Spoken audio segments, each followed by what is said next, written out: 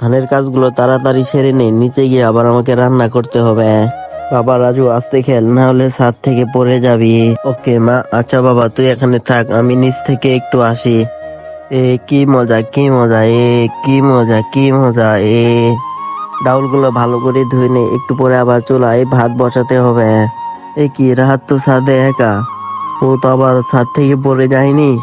ও যদি আবার ছাদ থেকে পড়ে যায়, যাই তো ছাদে গিয়ে দেখে আসি আগে। তার আগে তোমরা যদি ছবি দুটোকে ভালোবেসে থাকো তাহলে ভিডিওতে লাইক এবং চ্যানেলটি সাবস্ক্রাইব করে দাও। আর যদি লাইক সাবস্ক্রাইব না করো তাহলে ভেবে নিব ছবিটিকে একদমই ভালোবাসো না। বাবা রাহাত তুই কোথায়? কি এখানেও তো নেই, তাহলে কোথায় গেল? নিচেও তো পড়েনি।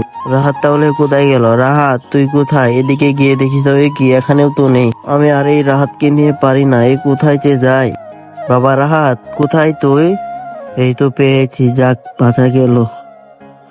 বাবা রাহাত তোর তো কিছু হয়নি, যাক বাবা, আমি এবার একটু মনে শান্তি পেলাম।